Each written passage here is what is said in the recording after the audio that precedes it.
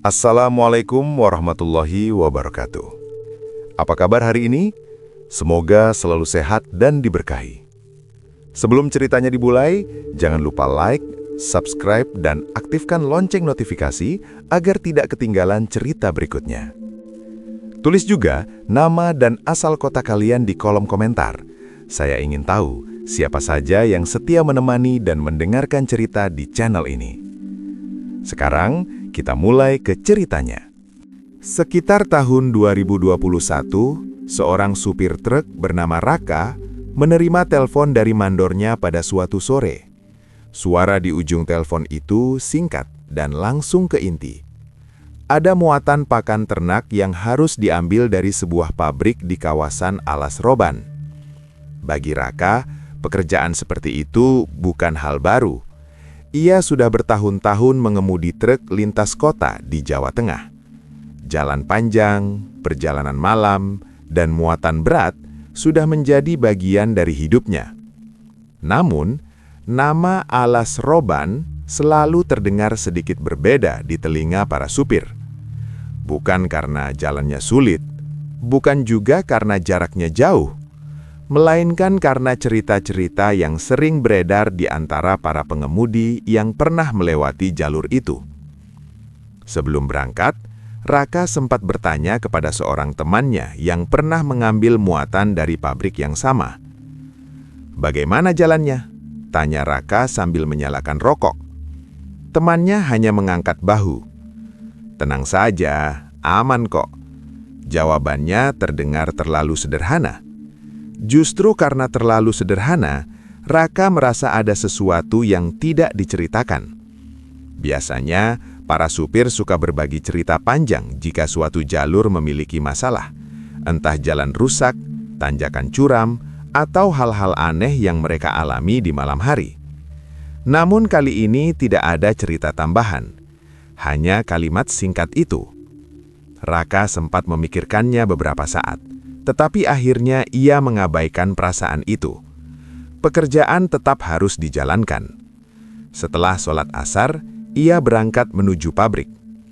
Ketika tiba di sana, langit sore mulai berubah jingga. Sebuah truk diesel tua miliknya sudah menunggu di area muat. Catnya sudah mulai kusam, namun mesinnya masih setia menemani perjalanan jauh. Bak belakang terbuka lebar.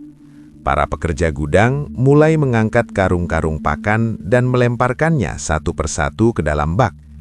Setiap karung jatuh menimbulkan bunyi berat yang berulang. Debu pakan berterbangan tipis di udara. Bau dedak bercampur dengan aroma solar dari mesin truk yang sesekali dipanaskan. Angin sore bertiup kering melewati halaman pabrik, membuat udara terasa lengket di kulit. Raka berdiri di samping bak sambil memperhatikan muatan ditata rapi. Setelah semua selesai, ia naik ke belakang untuk memeriksa ikatan tali. Satu persatu, simpul ia tarik kuat. Tidak ada yang longgar, tidak ada yang terlepas. Terpal juga masih dalam kondisi baik, tidak ada robekan. Namun ketika Raka menengadah ke langit, ia melihat sesuatu yang membuatnya sedikit lengah. Langit sore itu sangat cerah, bersih tanpa awan. Bahkan bintang-bintang pertama sudah mulai muncul samar di ufuk timur. Karena itulah, Raka hanya menutup setengah bagian terpal. Sisanya ia lipat saja. Dalam pikirannya, malam itu pasti akan aman. Tidak ada tanda-tanda hujan. Langit terlihat terlalu cerah untuk berubah buruk. Dan tanpa ia sadari, keputusan kecil itulah yang nanti akan membuat perjalanan malamnya terasa jauh lebih panjang dari yang ia bayangkan. Setelah maghrib, Raka dan rekannya Dimas akhirnya berangkat dari pabrik. Mesin diesel truk tua itu meraung pelan ketika keluar dari halaman gudang. Lampu-lampu kota mulai menyala, menandakan malam perlahan turun. Di dalam kabin, Dimas menyambungkan ponselnya ke speaker kecil yang sudah agak rusak. Lagu lama mengalun dengan suara yang sedikit pecah, namun cukup untuk mengusir rasa bosan selama perjalanan. Awalnya perjalanan terasa lancar. Jalanan belum terlalu ramai. Hanya beberapa bus malam dan truk lain yang melintas sesekali. Angin malam masuk dari jendela yang sedikit terbuka, membawa udara yang mulai terasa lebih dingin. Namun suasana itu berubah ketika mereka memasuki wilayah Kudus. Di kejauhan, terlihat deretan lampu terang dan kendaraan yang berhenti memanjang. Semakin dekat, semakin jelas bahwa ada kemacetan besar di depan. Ternyata ada proyek pengecoran jalan. Sebagian badan jalan ditutup, menyisakan satu lajur sempit untuk kendaraan yang bergantian lewat. Kon-kon plastik berjajar panjang, sementara lampu sorot besar memancarkan cahaya kuning yang menyilaukan mata. Bau semen basah terasa kuat di udara. Asap solar dari puluhan kendaraan yang mengantri bercampur dengan bau itu, membuat suasana terasa berat dan pengap. Truk Raka akhirnya ikut berhenti dalam barisan panjang kendaraan. Waktu berjalan sangat lambat. Mesin truk beberapa kali dimatikan untuk menghemat bahan bakar. Saat mesin mati, kabin menjadi sunyi. Hanya suara serangga malam yang terdengar dari pinggir jalan, diselingi bunyi pintu kabin yang berderit tertiup angin. Kadang terdengar suara pekerja proyek berbicara dari kejauhan atau suara alat berat yang sesekali meraung. Dimas tetap mencoba mencairkan suasana. Ia mengetuk-ngetuk dashboard mengikuti irama lagu sambil sesekali melontarkan candaan. Raka hanya tersenyum tipis. Matanya lebih sering memandang ke depan, ke barisan lampu kendaraan yang seolah tidak bergerak. Hampir 5 jam mereka terjebak di sana. Ketika antrian akhirnya mulai bergerak kembali, malam sudah lewat jauh. Di tengah perjalanan yang kembali sepi itu, Raka mulai merasakan sesuatu yang sulit dijelaskan. Tidak ada yang benar-benar terjadi. Namun entah mengapa, malam itu terasa sedikit berbeda. Seperti ada sesuatu yang sedang menunggu di ujung perjalanan mereka. Lewat tengah malam, kemacetan panjang akhirnya terurai. Kendaraan mulai bergerak satu persatu meninggalkan area proyek jalan. Raka menarik napas lega ketika truknya kembali melaju di jalan yang lebih lengang. Lampu kota perlahan tertinggal di belakang. Perjalanan mereka kini melewati kawasan yang lebih sepi. Rumah-rumah semakin jarang, digantikan oleh hamparan kebun dan pepohonan gelap di sisi jalan. Beberapa waktu kemudian, mereka mulai memasuki kawasan kaki gunung. Jalan yang tadinya datar mulai berubah menjadi tanjakan panjang. Raka memutuskan berhenti sejenak di sebuah tanah lapang di pinggir jalan. Tempat itu tampak seperti lokasi yang sering digunakan para sopir untuk beristirahat sebelum menghadapi tanjakan. Jejak ban kendaraan lain terlihat jelas di tanah yang mengeras. "Turunkan sedikit muatan saja," kata Raka pada Dimas. Agar truk lebih ringan saat menanjak, mereka menurunkan beberapa karung pakan dan menumpuknya di tepi lapangan. Napas mereka mulai berat setelah beberapa kali mengangkat karung yang cukup besar. Udara malam terasa lebih dingin di kawasan itu. Angin gunung berhembus pelan membawa bau tanah yang lembab. Setelah selesai, mereka kembali naik ke kabin. Raka sempat mengenadah melihat langit. Langit malam terlihat sangat bersih. Bintang bertaburan terang di atas kepala. Tidak ada awan sama sekali. Tak ada tanda hujan. "Langitnya cerah sekali malam ini," gumam Dimas sambil menurunkan kaca jendela sedikit. Raka hanya mengangguk pelan. Truk kembali berjalan. Mesin diesel meraung rendah ketika mereka mulai menanjak perlahan. Lampu depan menyorot jalan aspal yang meliuk di antara pepohonan tinggi. Namun belum lama menanjak, sesuatu yang aneh terjadi. Mesin tiba-tiba kehilangan tenaga. Suara raungannya melemah. Truk berhenti di tengah tanjakan. Raka cepat menekan kopling dan menahan rem agar kendaraan tidak mundur. Di saat itulah, dari arah gelap di pinggir jalan muncul seorang pria tua membawa senter kecil. Cahaya lampunya bergoyang pelan ketika ia mendekat ke arah kabin. Pria itu menyorot wajah mereka sebentar, lalu bertanya dengan suara datar. "Lewat sini tadi klakson, tidak?" Raka dan Dimas saling menoleh. Raka menggeleng pelan. "Tidak, Pak."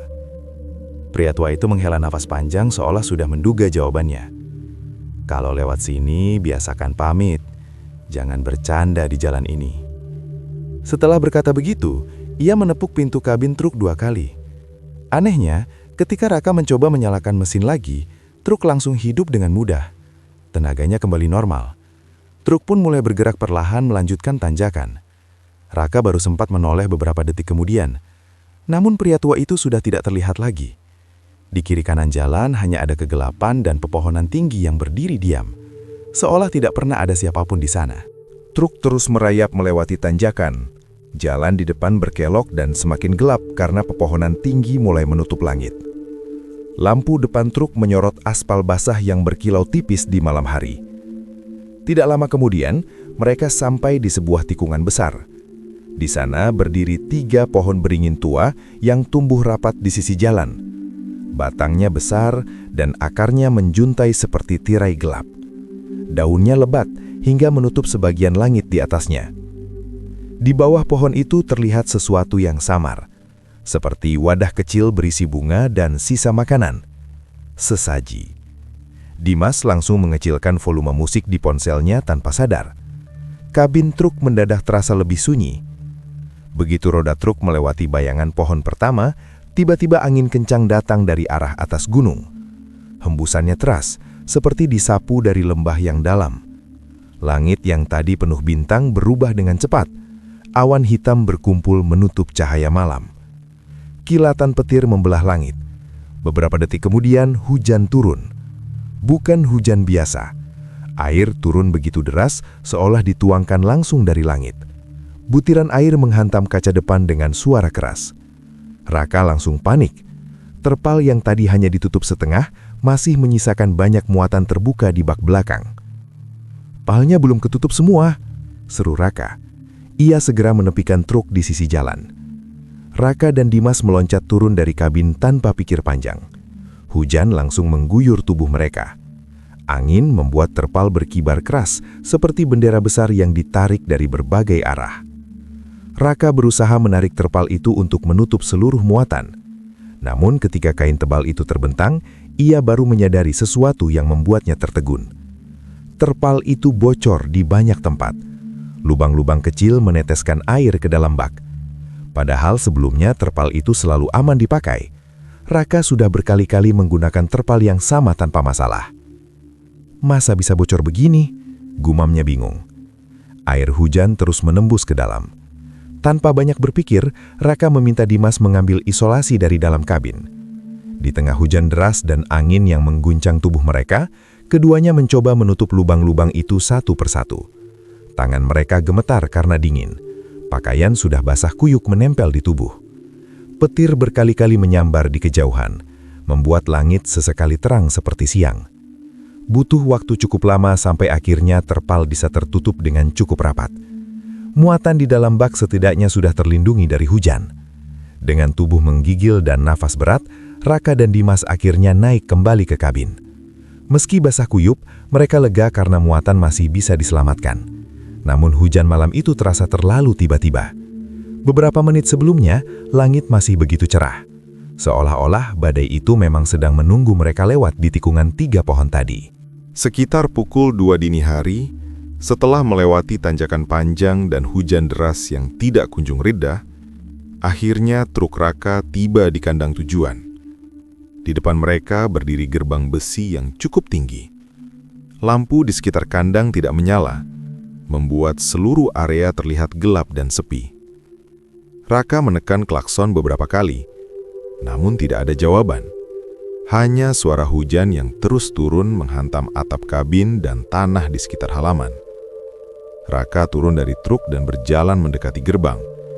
Ketika ia mendorongnya perlahan, gerbang itu terbuka dengan bunyi derit panjang. Ternyata tidak digembok, hanya tertutup saja. Mereka pun masuk ke dalam halaman kandang dan memarkir truk di dekat bangunan utama. Raka segera menelpon pemilik kandang untuk memberitahu bahwa mereka sudah tiba. Di seberang telepon, suara pemilik kandang terdengar santai. "Iya mas, saya segera ke sana." Setelah itu sambungan terputus. Raka dan Dimas menunggu di dalam truk. Waktu terasa berjalan lambat. Hujan masih turun deras di luar. Angin kadang menggoyangkan pepohonan di sekitar kandang hingga menimbulkan suara gemerisik yang aneh. Setelah hampir setengah jam menunggu, rasa lelah mulai terasa di tubuh mereka. Dimas bahkan sempat bersandar di kursi sambil memejamkan mata. Tiba-tiba, di tengah suara hujan yang deras, Raka mendengar sesuatu yang membuatnya menegakkan tubuh.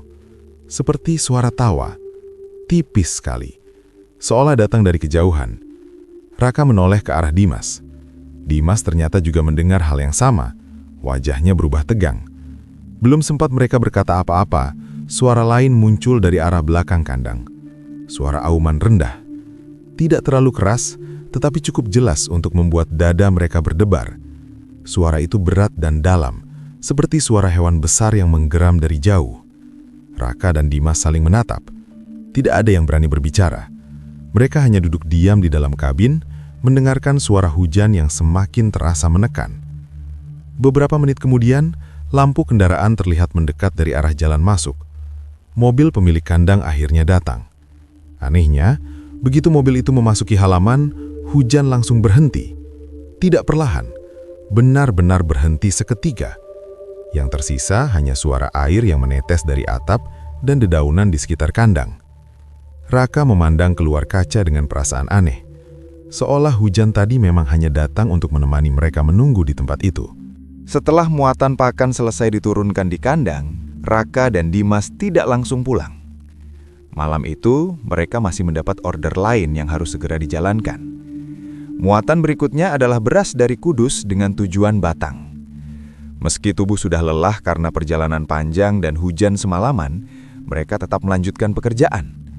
Bagi para sopir, waktu berarti uang. Semakin cepat perjalanan selesai, semakin cepat pula mereka bisa kembali. Ketika sampai di gudang di Kudus, suasana sudah mulai ramai. Para pekerja gudang menyiapkan karung-karung beras yang akan dimuat ke dalam truk. Satu persatu karung diangkat dan ditumpuk rapi di bak belakang. Raka memperhatikan proses itu dengan teliti. Ia sudah terbiasa menghitung jumlah muatan sambil memastikan susunannya aman selama perjalanan. Setelah semua karung selesai dimasukkan, Raka menutup bak dengan terpal. Ia menarik tali pengikat dengan kuat. Simpulnya diperiksa 2 kali. Tidak ada yang longgar. Tidak ada celah yang terbuka. Bahkan sebelum berangkat, Raka sempat menepuk sisi bak truk, kebiasaan kecil yang sering ia lakukan untuk memastikan semuanya benar-benar siap. Perjalanan menuju Batang berlangsung cukup lancar. Pagi mulai datang ketika mereka memasuki kota tujuan. Jalanan sudah mulai ramai oleh aktivitas warga. Sesampainya di gudang pembongkaran, para petugas segera naik ke bak untuk menurunkan karung beras satu persatu. Suara karung diseret di lantai gudang terdengar berulang. Petugas yang memegang catatan mulai menghitung dengan teliti. Namun ketika hampir selesai, ia tiba-tiba mengangkat tangan. Sebentar, semua orang berhenti. Petugas itu melihat kembali catatan di tangannya, lalu menatap Raka. "Mas, ini kurang 1 karung." Raka langsung mengerutkan kening. "Kurang 1?" Petugas mengangguk. Jumlah di surat jalan tidak sama dengan jumlah karung yang diturunkan. Raka segera naik ke bak truk untuk memeriksa. Namun bak sudah kosong. Tidak ada karung yang tertinggal. Ia memeriksa terpal. Masih utuh. Tali pengikat masih terikat rapat. Simpulnya sama persis seperti saat ia mengikatnya di Kudus. Tidak ada tanda-tanda pernah dibuka. Dimas ikut memeriksa bagian samping truk. Tidak ada bekas karung jatuh di jalan. Semua terasa aneh. Karung itu seperti menghilang begitu saja di tengah perjalanan. Setelah berbagai pemeriksaan dilakukan, keputusan akhirnya tetap sama. 1 karung beras dianggap hilang. Kerugian itu harus diganti oleh mereka. Raka hanya bisa menghela napas panjang. Ironisnya, muatan pakan yang semalam hampir kehujanan justru selamat semua.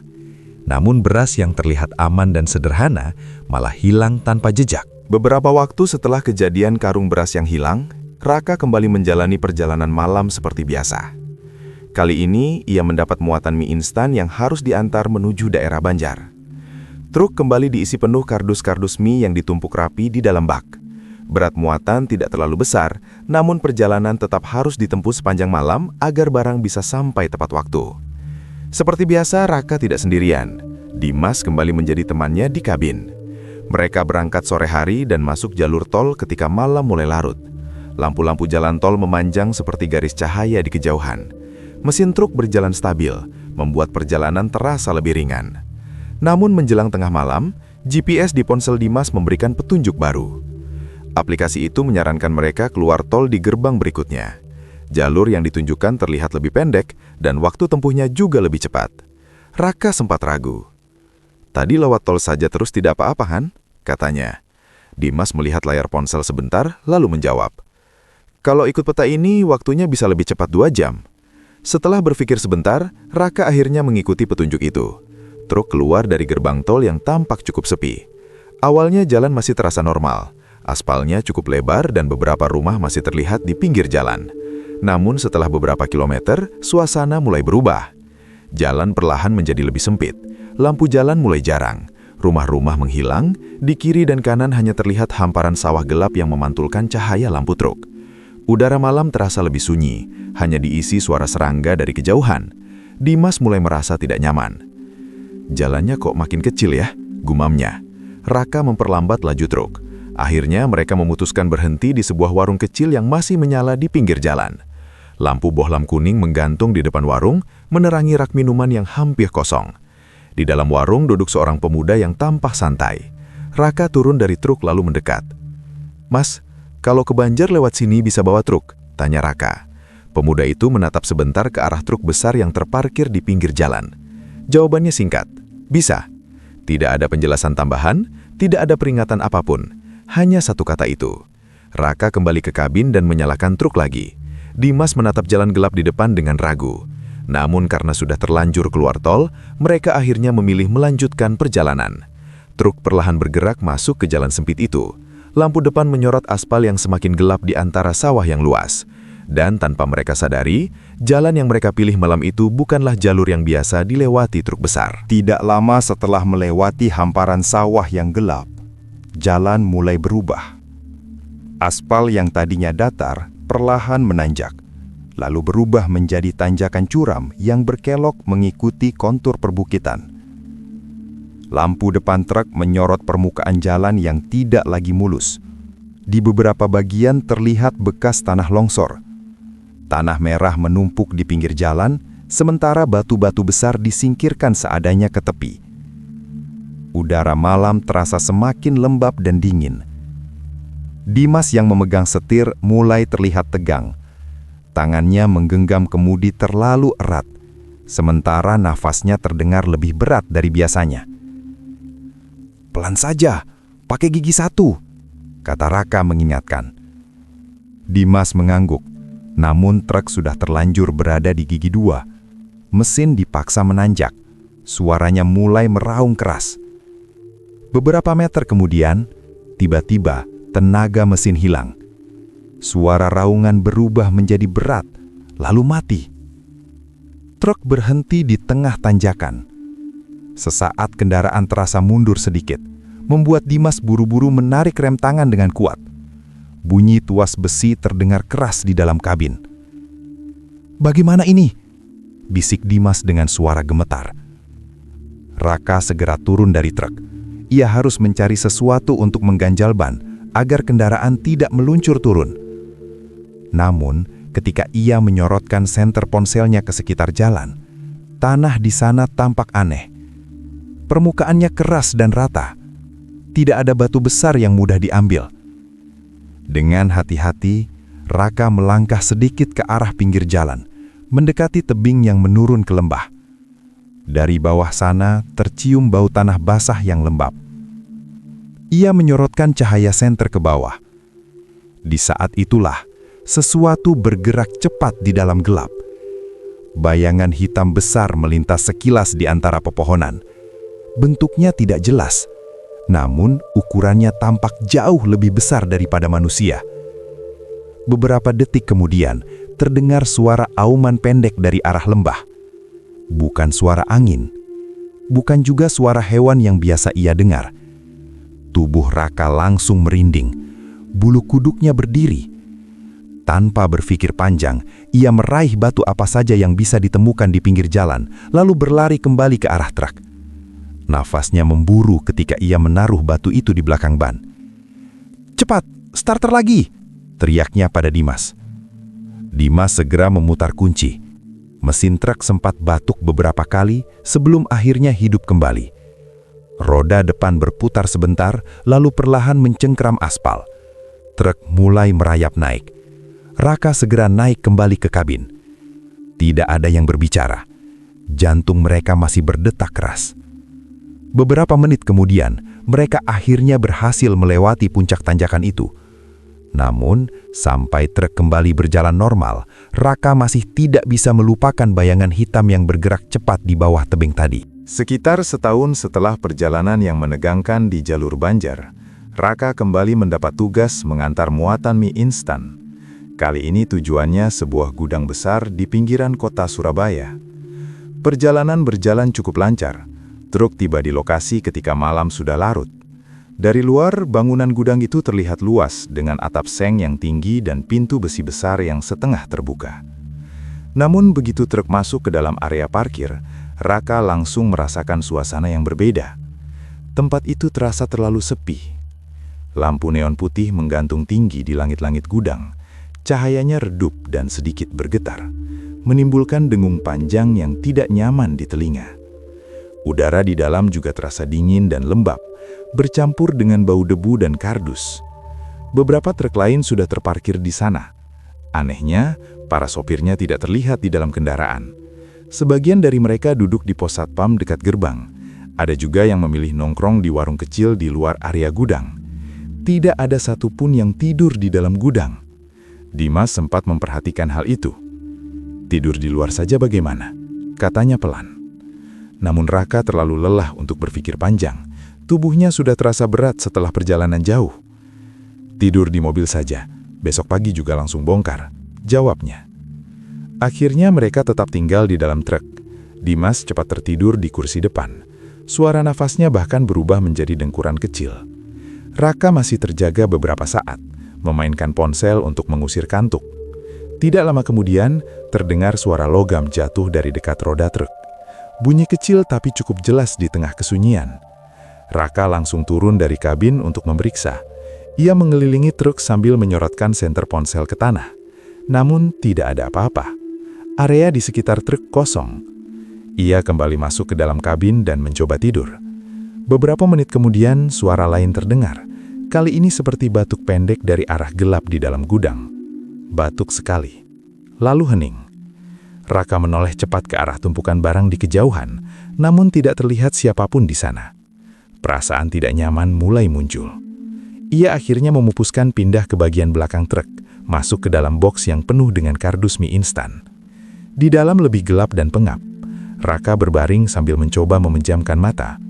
Namun belum lama ia berbaring, terdengar suara lain lagi. Tangisan perempuan, sangat pelan, seperti seseorang yang menangis tertahan di kejauhan. Tubuh Raka langsung kaku. Ia tidak berani bergerak. Beberapa detik kemudian, suara yang paling aneh akhirnya muncul. 3 langkah kaki terdengar jelas di atas atap box truk. Tok, tok, tok. Namun, anehnya, truk sama sekali tidak bergoyang, seolah langkah itu tidak memiliki berat.